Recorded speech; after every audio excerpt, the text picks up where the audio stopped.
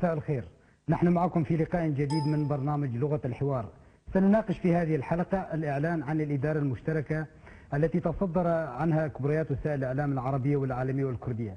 ما هي سبل تطوير الإدارة المشتركة؟ كيف يمكن للمؤسسات الكردية في المهجر تقديم العون فيما يتعلق بالمساعدة في التعريف بها وبوضع الشعب الكردي في غرب كردستان؟ تقييم ردود الفعل الخاصة بالإعلان عن الإدارة المشتركة، موقف الائتلاف من الإدارة المرحلية المشتركة والإعلان عن معاداة المشروع برمته تحت عنوان معاداة حزب الاتحاد الديمقراطي الذي نسب إليه الإعلان في الوقت الذي شارك فيه أكثر من 35 منظمة وحزب ومن مختلف مكونات غرب كردستان.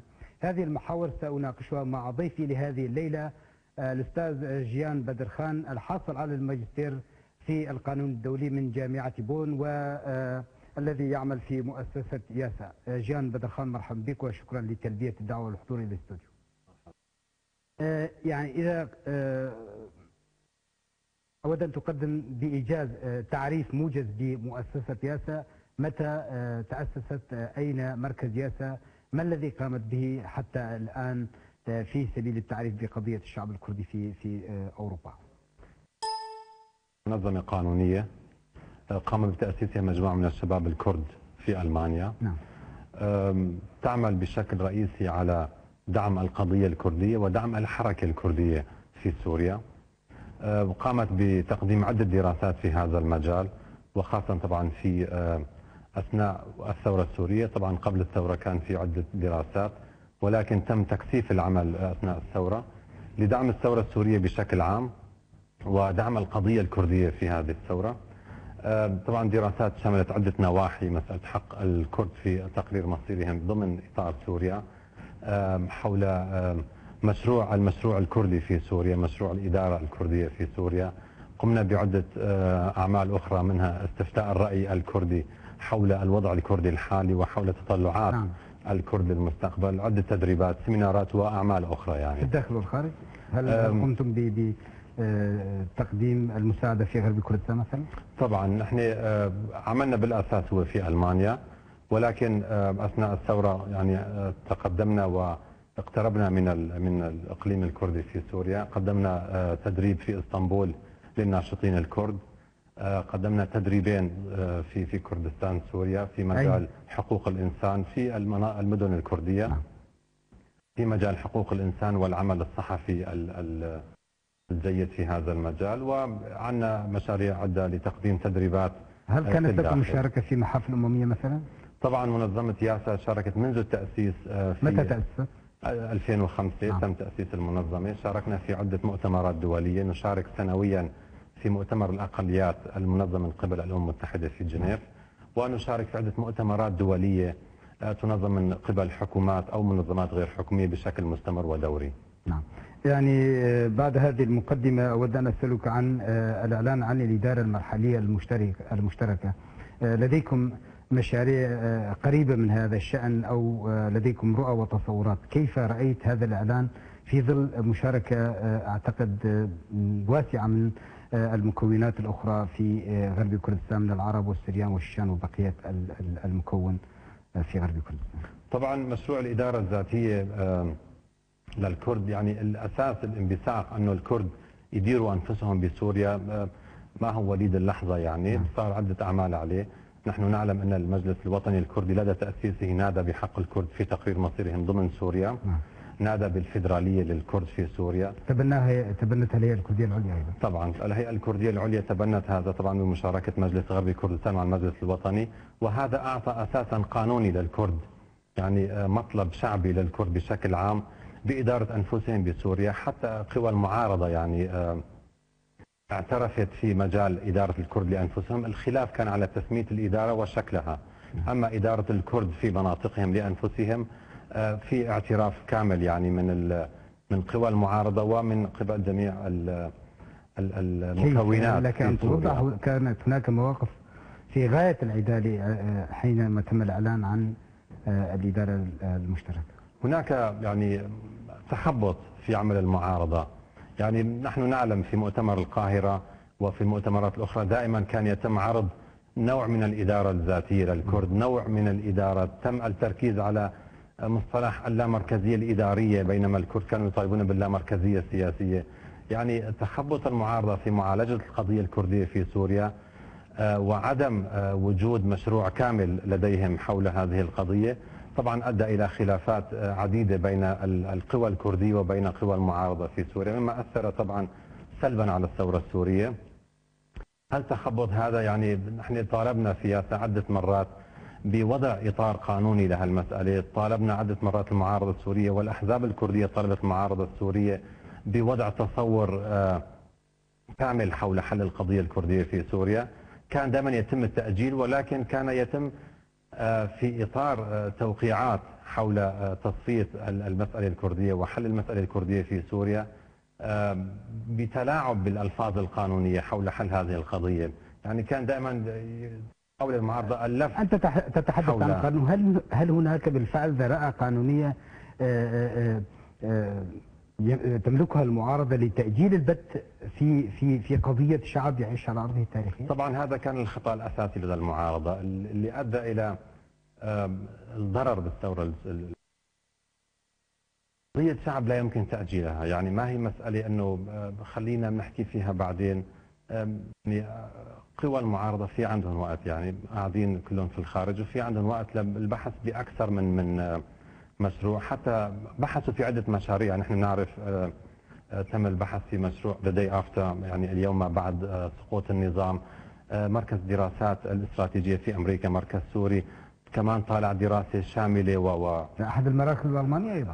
عدة مراكز يعني طالعوا، ولكن دائما كان في قصور حول وضع منظور كامل لحل القضية الكردية، وهالقصور كان طبعا بسبب إبعاد الطرف الكردي من حل ووضع حل للمسألة الكردية في سوريا. لذلك أنك قلت في لقاء سابق قبل عدة أشهر أنكم يعني حاولتم الدخول في اللجنة التي ناقشت ذلك في ألمانيا، ولكن لم يتاح لكم أن تكونوا ضمن اللجنة. تم الإتاحة لنا، ولكن بعد وضع المشروع بشكل كامل، بعد الإعلان عنه. يعني طبعا لم تكونوا جزء من الذين وضعوا المشروع؟ لا، لم نكن، وتم يعني وضع أفراد معينين متفقين مسبقا على صيغة سياسية. مع أن المشروع يعني تقصد؟ كان في أفراد من الكرد أيضا، مع أنه المشروع لم يكن مشروع سياسي، إنما كان مشروع لإدارة المرحلة فيما بعد سقوط النظام لمنع الفوضى في سوريا، ولكن تم تمرير بعض الوجهات والأجندات السياسية إلى المشروع. لذلك نحن آخر يوم وقت اللي شاركنا في الاجتماع بعد الإعلان عن هذا The Day After، نوهنا لها النقاط هي، يعني يوم بعد سقوط النظام. اسم المشروع هيك كان، ونبهناهم انه سقوط النظام. ونبهناهم انه وضع الاجندات السياسيه في هذا النظام سيؤدي الى افشال المشروع برمته، وطبعا المشروع فشل. لذلك يعني حاولنا نحن مع القوى الكرديه ومع عده اطراف بوضع مشروع كامل للقضيه الكرديه في سوريا، وتم طرح عده مشاريع، ولكن يعني دائما تخبط المعارضة ومعارضة البعض من أطراف المعارضة مش الكل لحل القضية الكردية في سوريا، معاداة القضية الكردية في سوريا لدى البعض القليل طبعا أيضا، أدى إلى هالأزمة اللي موجودة حاليا في سوريا، ألا وهي عدم اتفاق المعارضة السورية بشكل كامل بكردها وعربها على مشروع كامل إلى سوريا في المستقبل. نعم.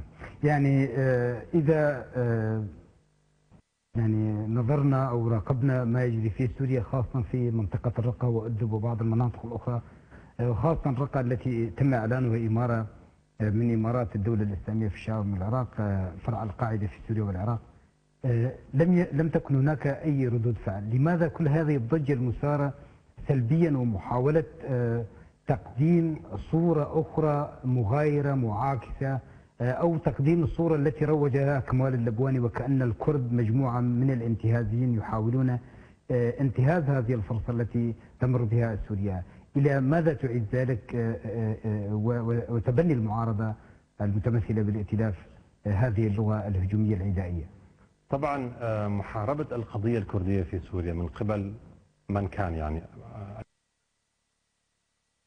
قضية حقوق الإنسان في سوريا وقضية الديمقراطية في سوريا ومستقبل سوريا، يعني على كل إنسان في سوريا يريد مستقبلا ديمقراطيا لسوريا، مستقبلا حقوق الإنسان في سوريا، مستقبل حقوق الإنسان، عليه النظر بعين حقوق الإنسان، بعين المدافع عن حقوق الإنسان وحقوق الشعوب في سوريا، بهذه العين لحل جميع المسائل في سوريا. للأسف في بعض الأطراف بالمعارضة، أنا بركز على كلمة البعض، يعني عندهم تصورات أخرى لسوريا، يعني يريدون فقط إزاحة جهاز معين من الحكم وتسلم الحكم مكانه مع البقاء والإبقاء على الوضع الحالي في سوريا. نحن نرى يعني ونعلم أنه المشروع الذي تم حكمه، يعني حكم سوريا بموجبه، كان مشروعا فاشلا، يعني بشكل عام لسوريا وبشكل خاص للمنطقة الكردية. هذا كان فاشل، فعلى جميع أطراف المعارضة التنازل عن الرؤية الشوفينية للقضية الكردية في سوريا. للأسف هناك بعض الأطراف ما زالوا يحملون هذه الرؤية الشوفينية ويعادون القضية الكردية في سوريا بشكل شرس يعني. نعم، يعني إذا عدنا إلى مشروع الإدارة، لاحظنا وجود المكون العربي والسرياني والشيشاني، كيف تقرأ ذلك في ظل حالة التناحر والحرب الأهلية في بعض المناطق؟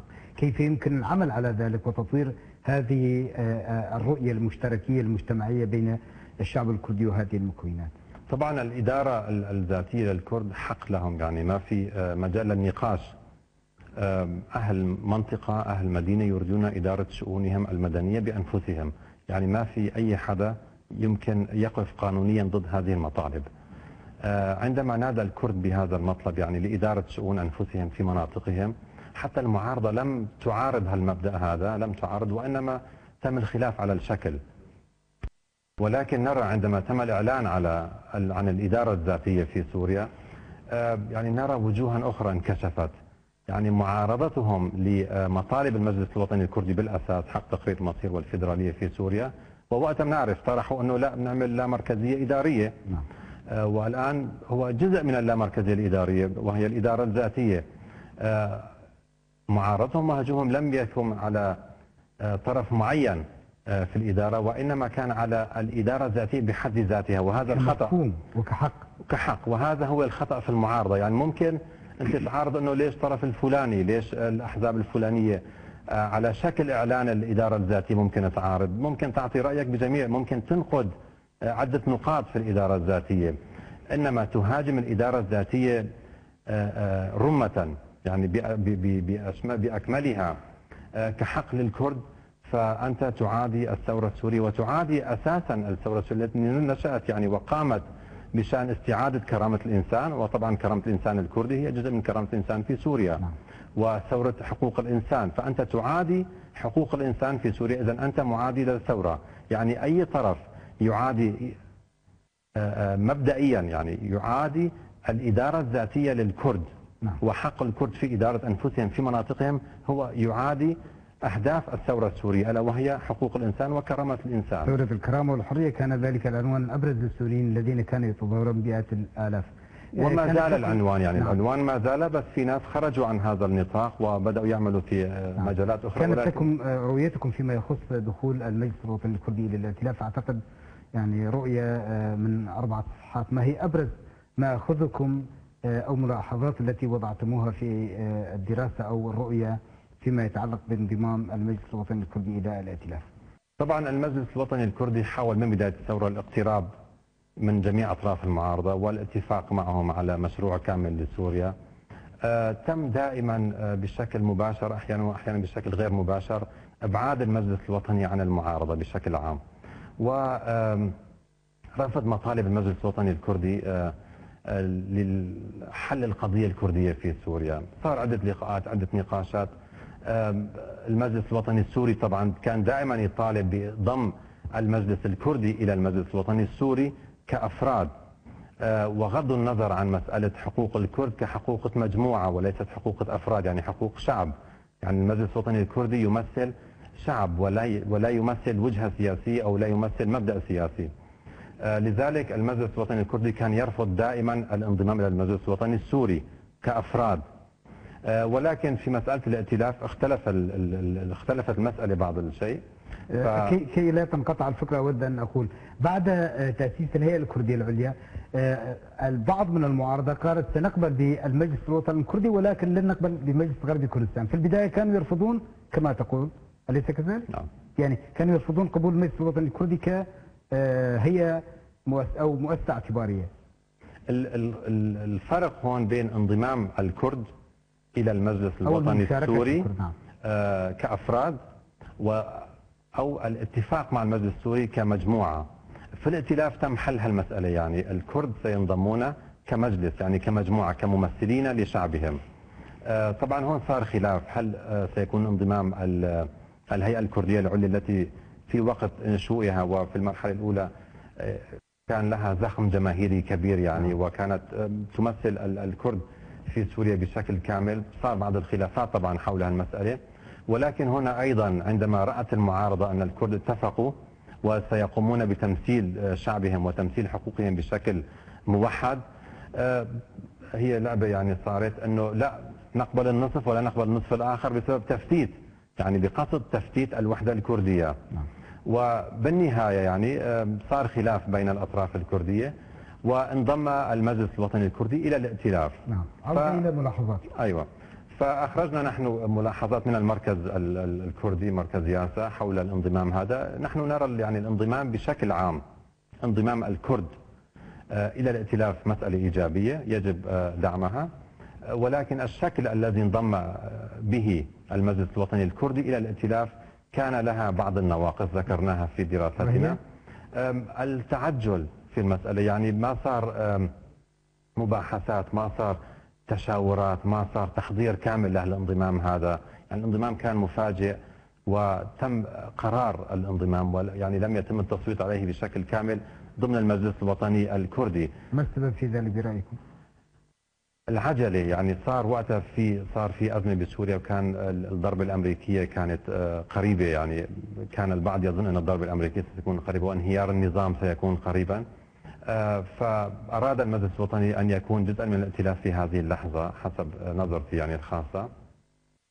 ويعني الانضمام إلى الائتلاف مسألة إيجابية، ولكن التوقيع على بعض البنود التي ليست من صالح الكرد في الائتلاف وليست موافقة لمطالب المجلس الوطني الكردي بالأساس.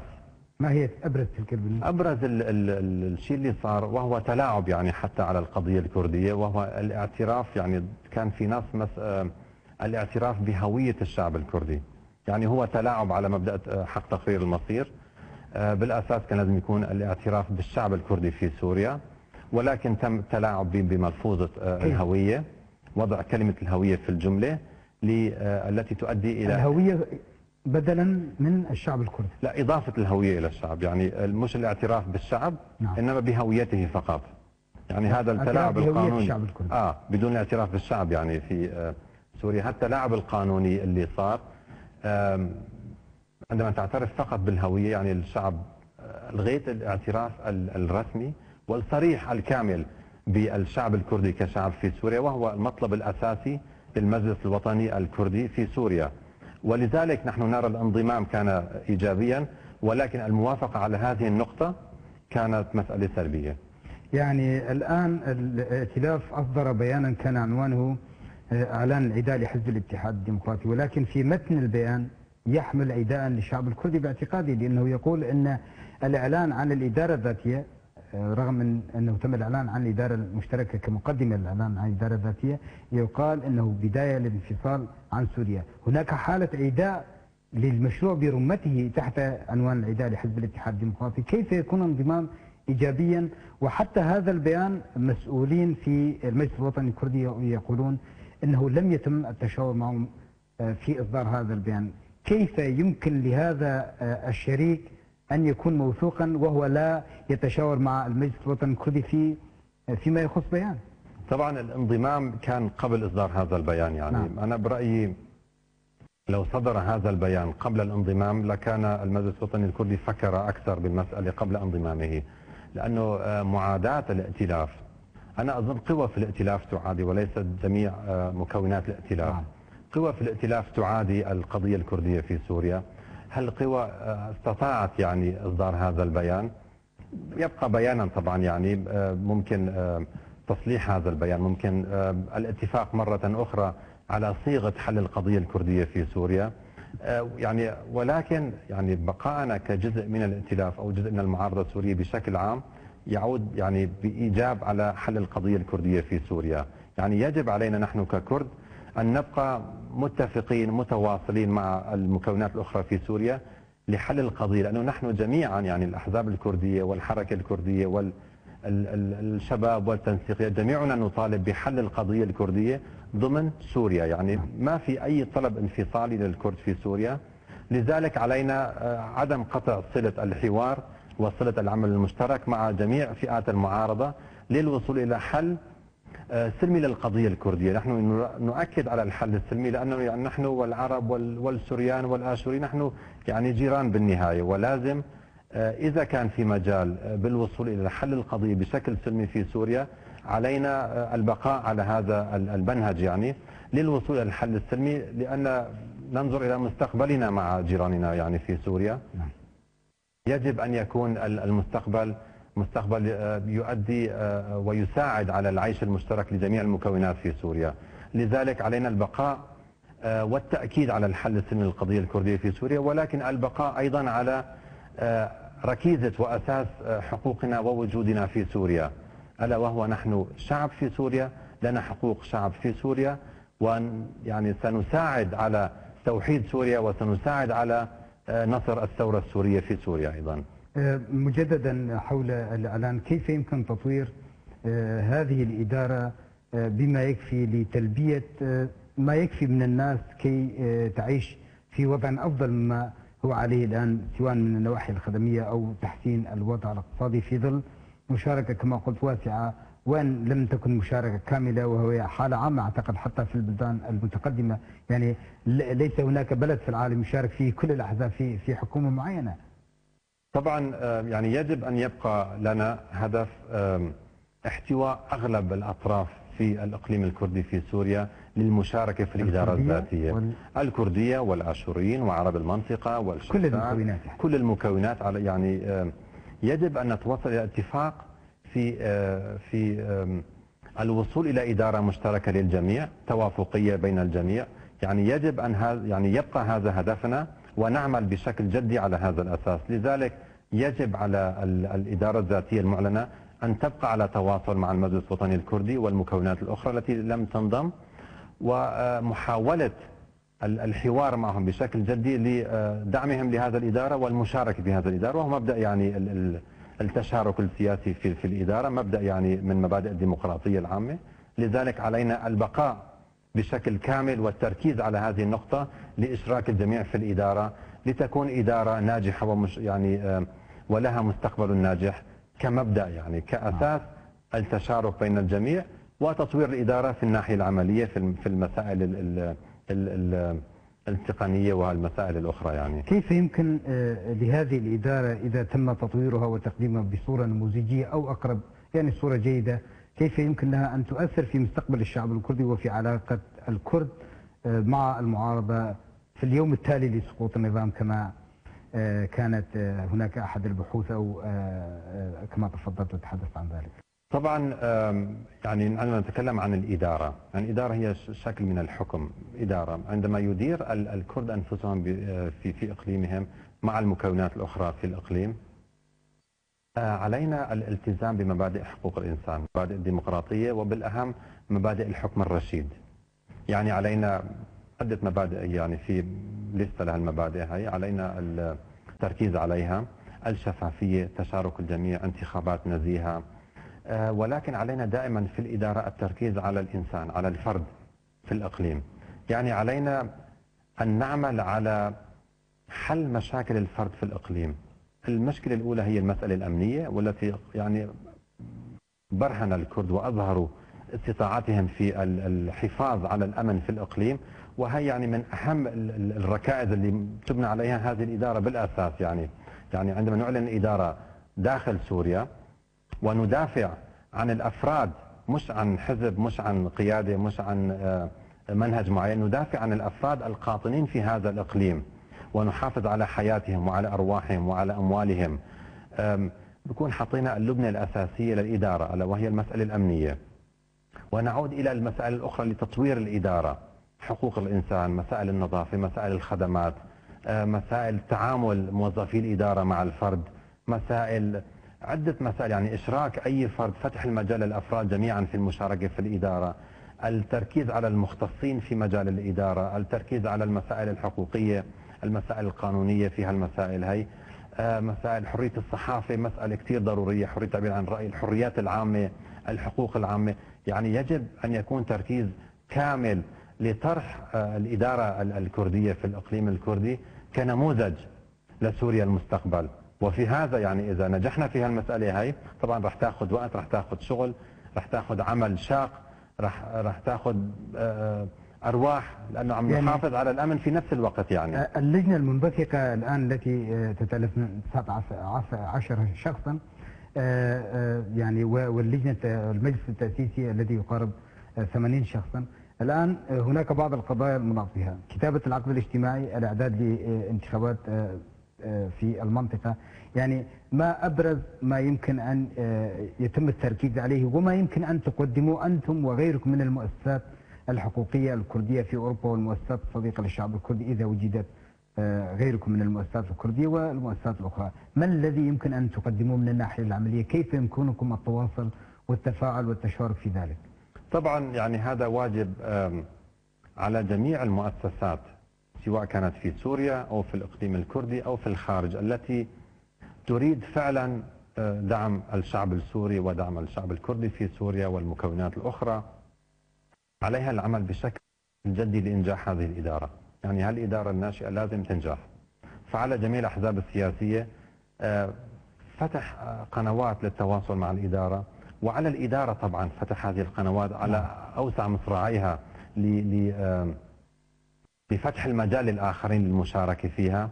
المنظمات منظمات حقوق الإنسان والمراكز الاستراتيجية ومراكز الدراسات طبعا ستقدم دراسات حول الإدارة، حول مسألة خلال هذه الإدارة. ما الذي يمكن أن تقدموه؟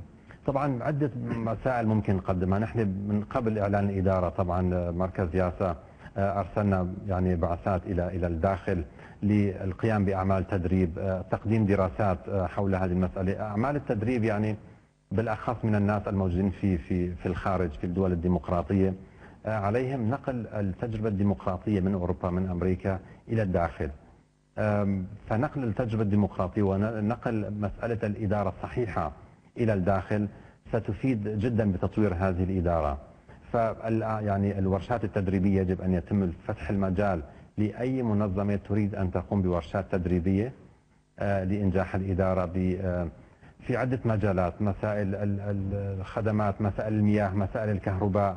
يعني بالنهاية الفرد في الإقليم لازم يحس أنه هالإدارة موجودة لمساعدتي لمنحي مستوى أدنى من الحياة الجيدة، ولست أنا من أجل الإدارة. متطلبات الحياة تقصد الحد الأدنى من المتطلبات المعيشية. نعم، يعني علينا قلب المفهوم. نحن نعلم في سوريا كان الإنسان موجود من أجل الحكومة، يعني من أجل السلطة. نعم. علينا قلب هذا المفهوم، لأن نحن في ثورة، يعني الثورة هي قلب المفاهيم، وعلينا قلب مفهوم أن السلطة والإدارة والحكومة هي من أجل الفرد. إذا استطعنا قلب هذا المفهوم سنكون قدمنا لأي فرد في الإقليم مسألة، يعني شيء جديد في سوريا، وهذا هو النجاح في الثورة وليس إعلانات. القيمين على المشروع يقولون إنهم يعني بعيدين عن السلطة، إنما هي إدارة لخدمة الناس. يعني كما قلت هذه الرؤية يعني أنت تقول لا تكفي من الناحية النظرية، كيف يمكن أن تكون عملية فعالة بعد ما يقارب أكثر من عام من طرد النظام من كوباني وصولا إلى بقية المدن الأخرى؟ طبعا الإدارة إلى هلا يعني من سنة لهلا كان عدة مجالات نجحت فيها. يعني بالأهم هي المسألة الأمنية. يعني المواطن في سوريا بشكل عام حاليا المسألة الأهم لديه هي المسألة الأمنية، مسألة أمنه، أمن زوجته، أمن أولاده، يعني أمن الإنسان. والإدارة الكردية التي لم يكن تم الإعلان عنها بس إنما كانت موجودة يعني طول الوقت، قامت بنجاح بهذه المسألة بتأمين الأمن في المنطقة، تأمين المساعدات إلى الناس المحتاجين، تأمين بعض الخدمات.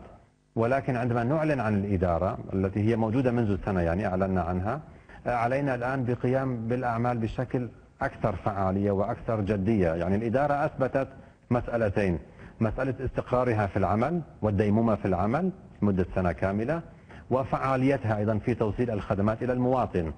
علينا الآن تطوير هذه الخدمات. يعني عندك الإدارة والمسألة الأمنية، إذا صار ترابط جيد بين الاثنين حيكون في تقديم مشروع نموذجي لسوريا ويمكن المنطقة أيضا. يعني إذا نشرك معنا أحد الذين يتابعون هذه القضية عن كثب، وخاصة فيما يتعلق بمشاركة الأقليات. مساء الخير الدكتور كمال سيدو، معنا من ألمانيا، وهو نائب رئيس جمعية الشعوب المهددة بالانقراض، والشعب الكردي حقيقة أعتقد أنه ليس معارضا للانقراض. مرحبا بك دكتور كمال. دكتور كمال، هل تسمعني؟ نعم أسمعك. أعتقد منذ ما يعني في بداية الثورة أو منذ ما يقارب العامين تحدثت في أحد الندوات في مدينة بون الألمانية عن ضرورة إيجاد إدارة للمنطقة الكردية لغرب كردستان وإشراك بقية المكونات. كيف قرأت الإعلان الأخير ومشاركة عدد من المكونات في الإدارة المرحلية المشتركة، وكيف يعني تقرأ آفاق تطوير هذه الإدارة التي أناقشها الآن مع ضيفي الأستاذ جيان بدرخان؟ مساء الخير صديقي جيان، مساء الخير أستاذ نواف.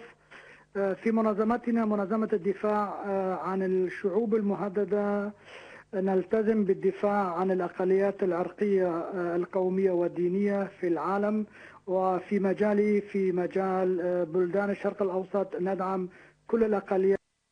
فقد دعمنا تجربة إقليم كردستان العراق، وكنا مسرورين بإشراك المكونات الآشورية السريانية الكلدانية والتركمانية الأرمنية في تجربة ديمقراطية، ولهم كوتا خاصة في البرلمان الكردي في كردستان العراق، ونعمل بهذا الاتجاه في البلدان الأخرى.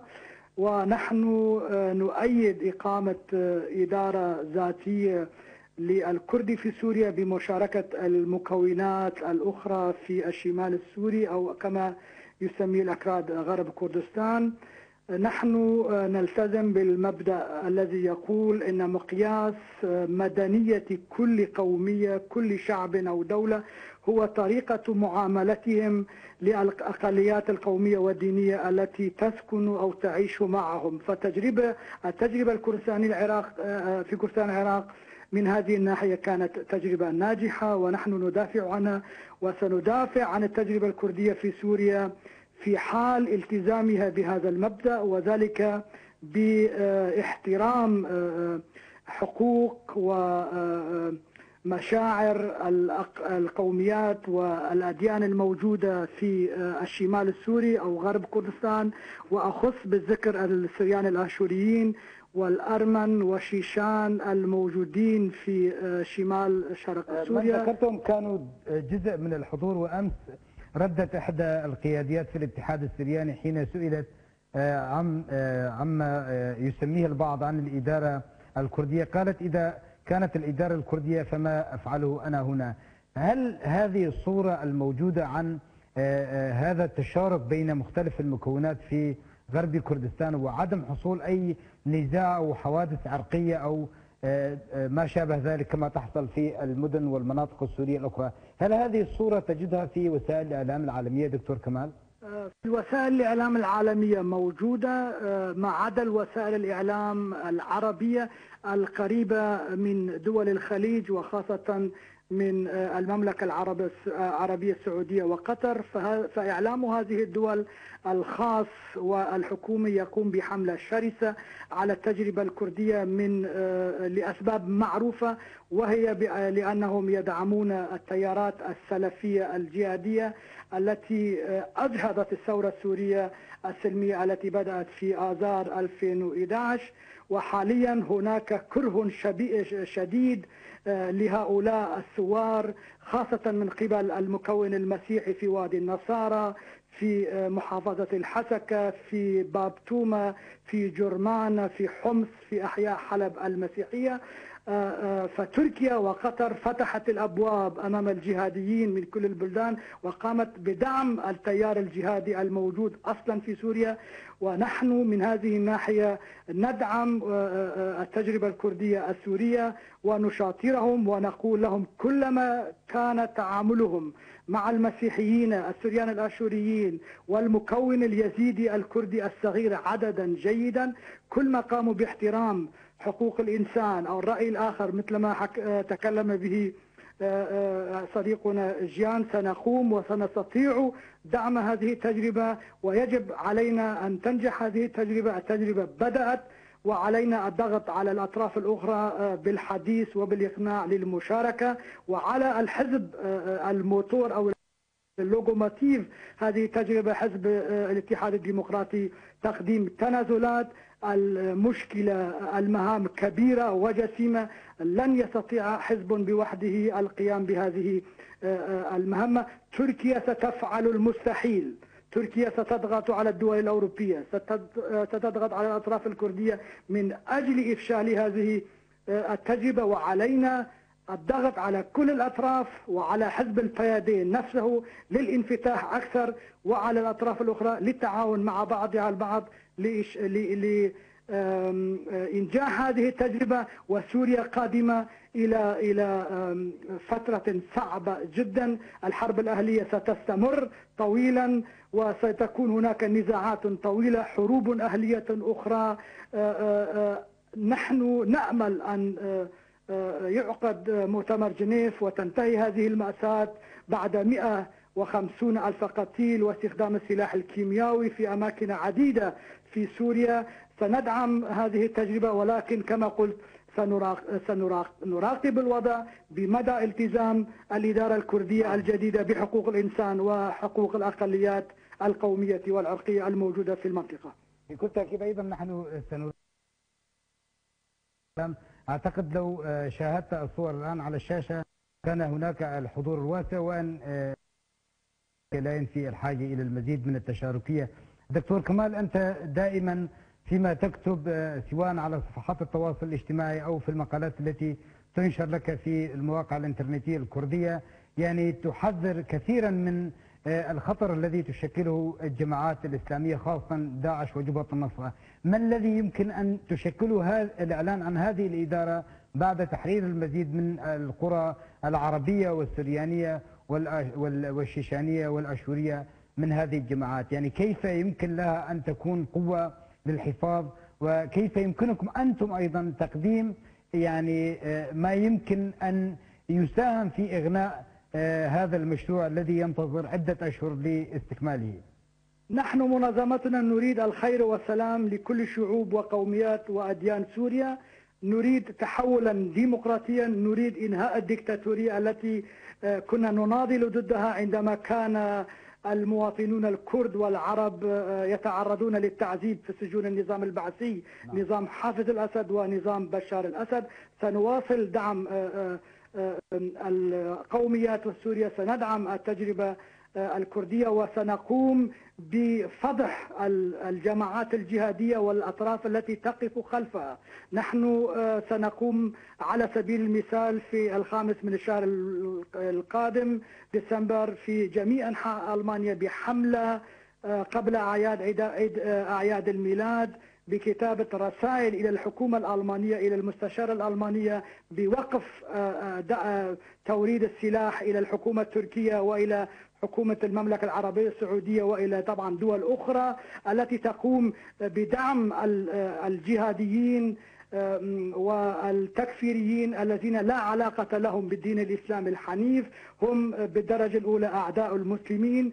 سنطالب الحكومة الألمانية بوقف المساعدات العسكرية لهذه الدول ووقف حتى توقف دعمها لهذه الجماعات، لأن هذه الجماعات ستقوم بارتكاب المزيد من الجرائم. نحن نعلم ماذا يحدث يوميا في بغداد، ماذا حصل للمسيحيين والمندائيين والإيزيديين الكرد في سهل نينوى والأماكن الأخرى في العراق. نحن نعلم ما هي المأساة التي يتعرض لها الأقباط في مصر، المسيحيين، التوارق والأمازيغ في ليبيا.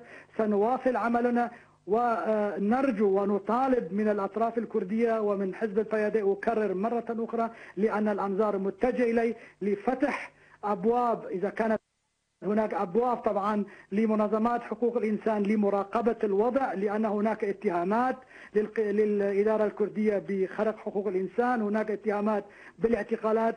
هذه المسألة المهمة خاصة للتجارب الوليدة. نعم دكتور، تحدثت أعتقد أن بعض المنظمات زارت المنطقة في الآونة، كانت هناك نداءات في هذا الصدد قرأتها في الأيام الأخيرة وسمعتها من مسؤولين في حزب الاتحاد الديمقراطي. أود أن يعني أخذ رأيك أيضا فيما يتعلق. يظهر أنك تعول كثيرا على انعقاد مؤتمر جنيف 2 كأحد الوسائل لوضع حد للحالة المأساوية التي وصل إليها الشعب السوري الذي صار وقاوم بشكل بطولي في مواجهة هذا النظام. جنيف لسبب وحيد أو سبب أساسي، وهو إنهاء العنف، إنهاء القتل، إنهاء التدمير من قبل النظام الدكتاتوري في دمشق ومن قبل الجماعات الإسلاموية الجهادية التكفيرية. إن من يحارب، من يناضل من أجل الحرية يجب أن يكون على استعداد للنضال سلميا أيضا. أشهد أو أستشهد بقول السيد مسعود بارزاني رئيس إقليم كردستان اليوم في دياربكر في آمد الكردية، عندما قال فقط الرجال الشجعان يستطيعون خوض تجارب السلام أو عقد اتفاقيات السلام. على المعارضة السورية التي إذا كانت تؤمن بالسلام والديمقراطية لشعوب سوريا عليها الذهاب إلى جنيف وإنهاء المأساة. إنهاء العنف يعني بداية العملية الديمقراطية في سوريا، ويجب الضغط على جميع الأطراف لوقف العنف والذهاب إلى جنيف. وسوريا يجب أن تكون ديمقراطية تعددية. يجب أن نرفض المشروع الإخواني الإسلامي التركي بإقامة دولة مركزية صارمة قوية في دمشق. في دمشق يجب أن يكون حكومة ديمقراطية وإدارة ذاتية أو فيدرالية لجميع أقليات وشعوب سوريا. العلوي يجب أن يسكن في جباله، الكردي في شماله، والدرزي في جنوبه، والمسيحي كمكون جامع لكل المكونات السورية في كل أنحاء البلاد. نائب رئيس جمعية الشعوب المهددة بالانقراض، كنت معنا من ألمانيا، أشكرك شكرا جزيلا على هذه المشاركة. جاءنا لك ملاحظات على ما تفضل به الدكتور كمال. والله الدكتور كمال ومنظمة المهددة طبعا تعمل بشكل دائم لدعم الأقليات ودعم الشعوب المضطهدة في جميع دول العالم. يعني المنظمة لنا ككرد يعني عدة لقاءات معهم. بتمنى أنه يتم الإفتاح لهالمنظمة للدخول إلى الإقليم الكردي لمساعدة الإدارة في هالمسائل كردستان سوريا، لأن المنظمة لها خبرة أكثر من 30 سنة في دعم الإدارات في هكذا مراحل. فبتمنى أنه الإدارة تتصل معهم بشكل مباشر وتنسق معهم في مجال دعم هذه الإدارة. وهذه دعوة للإدارة ودعوة للدكتور كمال والقيمين. الدكتور كمال ما بيقصر بالتأكيد، يعني هي دعوة كي يعمل عليها مع الذين يقومون بإدارة شؤون المنطقة. يعني الدكتور كمال تحدث عن جنيف 2.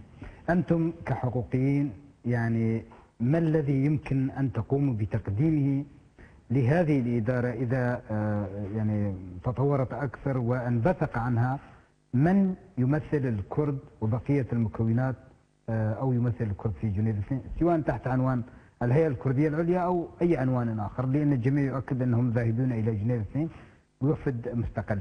قبل الوصول إلى جنيف 2 أنتم كحقوقيين في ياسا ما الذي يمكن أن تقوموا بتقديمه؟ ما هو نداءكم أو رؤيتكم لذلك؟ طبعا عندما نعمل كحركة كردية للوصول إلى مطالب الشعب الكردي علينا أن يكون لدينا مشروع. ما هو مطلبنا؟ كيف نرى مستقبلنا في سوريا؟ مشروع متكامل، وعلينا أن نتفق على هذا المشروع. إذا ذهبنا مختلفين سنخسر كيفما شاركنا في المؤتمر.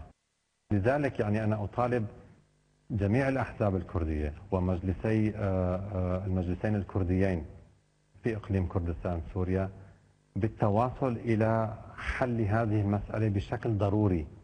يعني الابتعاد عن مسألة التفكير انه هذا حزبي وهذا حزبك ونحن هيك نرى وانت هكذا ترى. هل سيمثلون احزابهم ام سيمثلون الشعب الكردي؟ عليهم يعني التركيز فقط على مطالب الكرد.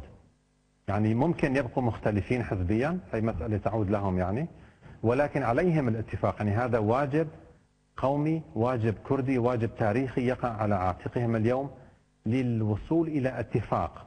يعني عدم وصولهم إلى اتفاق يضر بمصلحة الشعب الكردي في سوريا ويضر بالقضية الكردية في سوريا وفي جميع أجزاء كردستان.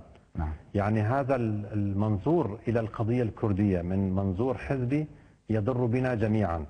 فعليهم يعني الترفع عن هذا المستوى والوصول بأي شكل إلى حل موحد والذهاب بهيئة واحدة ومشروع واحد إلى جنيف. وعليهم يعني الأكاديميين الكرد، الخبراء الكرد في الداخل في الخارج، الكل يقدم لهم جميع المساعدات والمساندات، ولكن عليهم الوصول إلى حل واحد. وهذا طبعا ما نادى به عدة مرات أيضا السيد مسعود البرزاني رئيس كردستان العراق، وعندما قال لهم للجميع أستطيع أن أساعدكم إذا اتحدتم، إذا توحدتم أستطيع أن أساعدكم، إذا لم تتحدوا لن أستطيع مساعدتكم. يعني بكل صراحة هاجم السيد مسعود البرزاني طرفا أعتقد يعني خرج من أن يكون على نفس المسافة من الطرفين. يعني البيان الأخير الذي كان فيه هجوما عنيفا على حزب الاتحاد الديمقراطي، وهذا ليس موضوع النقاش، يعني خرج من أن يكون حياديا بين المجلسين. أود أن أقول في هذه الجزئية، أنتم شاركتم في جلسات الأمم المتحدة أليس كذلك؟ نعم. ألا تعتقد أن الحضور أو يعني ما الذي يتطلب أن يكون عليه الوفد الكردي الذي سيذهب قبل أن يصل إلى جنيف؟ ما هي مقومات نجاح وفد في فوضات شاقة ومعقدة تتعلق بقضية شعب ووطن أو جزء من هذا الوطن الكردي؟ طبعا ضروري مسألة أنه يكون الوفد موحد. يعني أعود إلى مسألة الرئيس مسعود البرزاني عندما نقد الإدارة لأنها لم تكن ناشئة من طرف موحد كردي. يعني هذا النقد اللي جاء من طرف الرئيس مسعود البرزاني. ولكن عليها أنا لا أود أن أدخل في التفاصيل. نعم. لكنه أعلن أحد الأطراف وهو حزب الاتحاد الديمقراطي أعلن أنه متهم، وبذلك أعطى الذريعة كما يقول الكثيرين حتى الأطراف الأخرى. حينما يقول قائد كردي أن هذا الطرف يتعاون مع نظام ديكتاتوري فاشي، فبذلك يعطي الذريعة للأطراف الأخرى كي تهاجم. لكن هذا ليس موضوع الذي نناقشه. ما يمكن أن يكون عليه الوفد الكردي قبل أن يصل إلى جنيف؟ يعني مقومات إعداد وفد ناجح قبل الدخول إلى قاعة المفاوضات. عليه أن يكون وفدا موحدا. يعني هاي مسألة كثير ضرورية. والإعداد كيف يمكن أن تكون؟ والإعداد طبعا مشاورات، لقاءات مع خبراء كرد أو غير كرد. من الذي يساهم؟ جميع الأطراف الكردية عليها أن تنتخب هيئة معينة، لا شرط أن تكون هيئة حزبية، ممكن أن تكون هيئة مستقلة، ولكن هذه الهيئة يجب أن تكون صاحبة مشروع كامل للقضية الكردية في سوريا، منبثقة عن جميع الأطراف الكردية في سوريا. أنتم سياسة كفنيين كتقنيين كأكاديميين وحقوقيين، هل لديكم الاستعداد والإمكانية عمليا لتقديم هذه المساعدة؟ طبعا منظمة ياسا دائما طرحت على جميع أطراف القضية الكردية وجميع أطراف الحركة الكردية. يعني عندما نقول منظمة ياسا تدعم القضية الكردية وتدعم الحركة الكردية، يعني أي طرف يطلب منا أي مشروع قانوني نحن مستعدين لتقديم أي مشروع قانوني كامل ومتكامل من الناحية القانونية، ويوافق مطالب الشعب الكردي في سوريا ويوافق قواعد وقانون ومبادئ القانون الدولي. مثلا أسألك، هل يمكنكم مثلا الذهاب إلى غرب كردستان وتقديم المساعدة من الناحية القانونية؟ طبعا نحن لنا مشروع قريب جدا، سنرسل هيئة من منظمة ياسا لتقوم بتدريب الناس الذين يقومون على الأعمال الإدارية في إقليم كردستان سوريا. يعني لنا عدة مشاريع. الإدارة الحالية طبعا الإدارة الحالية، ونتمنى يعني أن يكون قبل ما نوصل لهنيك يكونوا الجماعة اتفقوا وصار في عنا مشاركين من جميع الأطراف الكردية في الإدارة. هل لديكم مختصين لتقديم العون القانوني للوفد الذي ربما سيشارك، مثلا مجموعة يمكن تحضير هذه المجموعة؟ طبعا يعني نحن أكثر من 15 ل 20 قانوني مختصين في عدة مجالات في القانون الدولي والقانون الدستوري والقانون الإداري، كلهم أعضاء في ياسا؟ أعضاء في ياسا ومقربين إلى ياسا أيضا ويعملون مع ياسا. دائما يعني نطرح على الأطراف الكردية أنه نحن نساعدكم إذا أردتم، ولكن فقط عليهم الطلب يعني. وهذا ما كان إذا لم يطلب أحد كيف يمكنكم أن تبادروا إلى ذلك؟ نحن نعمل عدة مرات، عملنا على مساعدة الحركة الكردية بدون ما تطلب منا المساعدة. نعم. يعني قدمنا عدة دراسات وقمنا بعدة استفتاءات في هالمسائل. نعلم أن القضية الحركة الكردية أمام مرحلة معينة، ونعلم الصعوبات التي ستواجههم في هذه المرحلة، فنصدر لهم دراسة نرسلها لهم طبعا حول المرحلة المقبلة. يعني نحن في ياسا نركز في الوضع الحالي على إخراج وإصدار دراسات مستقبلية، يعني دراسات حول المرحلة القادمة كيف عليهم التصرف قانونيا. ما علمتم في الآونة الأخيرة أن هيئة تنسيق الائتلاف وحتى بعض الأطراف الكردية الأحزاب الكردية تستعد للمشاركة في دورات تدريبية خاصة أو أمور من هذا القبيل، أو وفود تشكل خصيصا لكل مجموعة كي تستعد لمفاوضة وفد النظام الذي سيكون على مستوى عال من الخبرات القانونية التي يملكها هذا النظام طيلة 50 عام. الآن عدا ما يمكن أن تقدمه الدول أو المؤسسات الصديقة، أنتم كيف يمكنكم عمليا الآن أن تقترح على الهواء للهيئة الكردية العليا أو للمجلسين؟ إذا اتفقوا يعني المجلسين، وإذا لم يتفقوا؟ إذا لم يتفقوا ممكن أن نقدم مشروع. يعني نحن ندعم دائما الحركة الكردية، إذا اتفقت ندعمهم، وإذا لم يتفقوا سندعمهم أيضا، ولكن الدعم إذا كانوا موحدين سيكون أفضل وفعالا أكثر يعني. لذلك لتسهيل عملنا ولتسهيل دعمنا لهم نطلب منهم الوصول إلى مصالحة سياسية في القضية الكردية، لأن القضية الكردية لا تعني أحزابهم إنما تعني شعبنا الكردي في سوريا. من الناحية القانونية كيف يمكن أن يكون وضع عليه إذا مثلا ذهب مجلس غربي كردستان بوفد مستقل وذهب المجلس الوطني الكردي تحت راية الائتلاف؟ سيكون طبعا حضور ضعيفا بعض الشيء، ولكن إذا كان المشروع واحد ممكن أن تكون هذه نقطة إيجابية. يعني إذا ذهب طرفين ولكن بمشروع مشابه يعني متشابه، أو مشروع واحد يحمله طرفين، ممكن أن يكون المشاركة إيجابية في هذا المجال. وعليهم طبعا الوفدين، أو إذا الأفضل أن يكونوا وفدا واحدا، وإذا ذهبوا كوفدين أن يحضروا نفسهم قانونيا جيدا جدا، ولا يقعوا في نفس الخطأ الذي وقع به المجلس الوطني الكردي لدى دخوله إلى الائتلاف. ما أبرز ما يمكن أن يتوفر في الشخصيات التي تمثل الجانب الكردي، السمات التي يجب أن يتمتع بها أو أن يكون قريبا عليها، خاصة من الناحية القانونية؟ طبعا إذا يعني لن ترى من قيادة الأحزاب الكردية شخص مختص في القانون الدولي، يعني هي مسألة عادية ما فيها مشكلة، ولكن إذا ذهب أشخاص غير مختصين في القانون الدولي عليهم بأخذ مستشارين من القانون الدولي معهم إلى الاجتماع، ليكونوا معهم في كل لحظة وفي كل تصريح وفي كل نقطة، ناس مختصين في العلوم السياسية في المسائل الاستراتيجية. يعني عليهم أن لا يذهبوا وحيدين، عليهم أن يأخذوا معهم خبراءهم للقانونيين وسياسيين وإداريين وناس من الواقع الذي نعيشه في سوريا، يعني ناس لهم خبرة في الوضع الحالي في سوريا. عليهم يعني أن يضعوا هيئة كاملة، هيئة استشارية لتساعدهم في المفاوضات في جنيف إذا كان في مجال المفاوضات، وإذا لم يكن كل شيء قد تم التفاوض عليه وسيذهب الجميع إلى هناك للموافقة فقط أو الرفض. معلومة أعتقد ربما الدكتور خالد العيسى ممثل حزب الاتحاد الديمقراطي ربما هو حاصل على القانون الدولي، وأنتم أيضا درستم في هذا المجال، وربما تستطيع الأحزاب الكردية الاستعانة بمستقلين وأن لم يكونوا كجزء أصيل من الوفد أو حتى يشاركوا في الوفود المشاركة.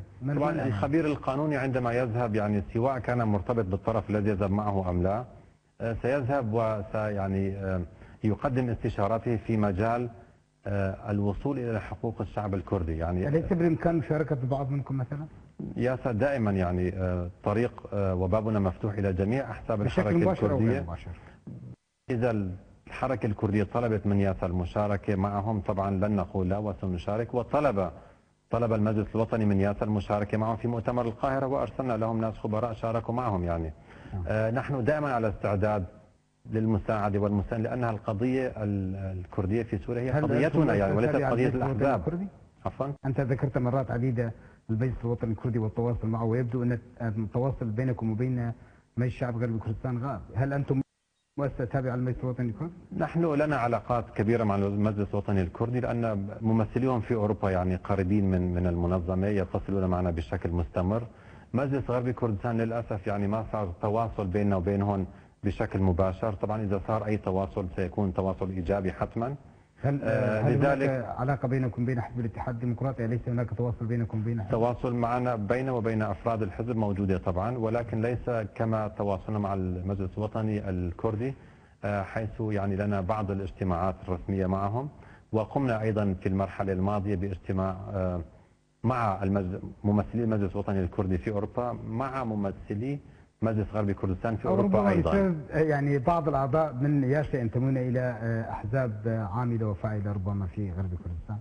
أعضاء ياسا ضمن ياسا يعملون كمختصين في هذا المجال، ولكن ياسا تضم أعضاء من جميع الأحزاب الكردية، من الاتحاد الديمقراطي، من الأحزاب الوحدة والمستقلين. لدينا أعضاء من جميع الأحزاب الكردية في المنظمة. نعم. في هذه الدقائق الأخيرة يعني مجددا يعني العودة إلى الخلافات التي ربما تمنع تشكيل وفد كردي، هل هذه الخلافات يعني تمنع تشكيل هذا الوفد؟ أليس بالإمكان الذهاب بشكل موحد إلى جنيف 2 لأن الوفد سيمثل الشعب الكردي كله، ومن ثم العودة فيما يتعلق بالقضايا الجزئية أو الصغيرة فيما بعد انتهاء من جنيف؟ طبعا هذا مطلب أساسي يعني نطلبه من الحركة الكردية بشكل كامل، من المجلسين، من الهيئة الكردية العليا. عليهم التوصل إلى حل قبل الذهاب إلى جنيف. يعني هذا واجب تاريخي يقع على عاتقهم. عليهم الوصول إلى هذا الحل ودعم القضية الكردية في هذا المجال، وإلا إذا خسرنا فهم يعني سيتحملون النتائج والعواقب. بالتالي الشعب الكردي سيدفع ثمن هذه الأخطاء الكبيرة يعني إذا لم يتوصلوا. فعليهم التوصل بأي شكل ما إلى حل، أن يذهبوا موحدين إلى جنيف. رغم ما يتوفر للجانب الكردي من إدارة وأمن واستقرار نسبي إلى حد ما، أليس بالإمكان مرة أخرى الاستفادة من هذه الحالة ومن خلال تشكيل الوفد الذي ترنو إليه العيون؟ يعني الحالة الموجودة ربما لا يشعر بها كثير، لكن إذا قرنت بالمناطق السورية الأخرى أعتقد بشكل أوضح. يعني في الدقائق الأخيرة أنت حر في توجيه ما تشاء، نداء أو رؤية أو مشروع تطرحه في الدقائق الأخيرة. طبعا المرحلة القادمة راح تكون مرحلة كثير صعبة على الشعب الكردي بشكل عام، يعني الخاص في سوريا. لدينا في سوريا وضع لأول مرة الأكراد يديرون شؤونهم بأنفسهم. يعني كيف علينا المحافظة على هذه الإدارة؟ كيف علينا تطوير هذه الإدارة؟ كيف علينا تقديم أنفسنا كإدارة حقوق الإنسان وكإدارة ديمقراطية تدعو الجميع للتشارك في هذه الإدارة؟ هذا السؤال يعني يوجه إلى الأحزاب الكردية بشكل كامل بدون استثناء أي حزب. ماذا فعلتم في هذا المجال؟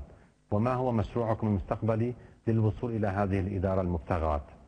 والجواب مطلوب منهم طبعا عمليا، وليس تصريحات على وسائل الإعلام أو على الإنترنت. الشعب بحاجة إلى خطوات عملية. نعم، أشكرك شكرا جزيلا جيان بدرخان، ماجستير في القانون الدولي من مؤسسة ياسا. شكرا لتلبية الدعوة والحضور إلى الاستوديو مرة أخرى. وكل الشكر لكم أعزائي المشاهدين أينما كنتم. ألقاكم يوم الاثنين المقبل في حلقة خاصة من برنامج لغة الحوار. إلى اللقاء.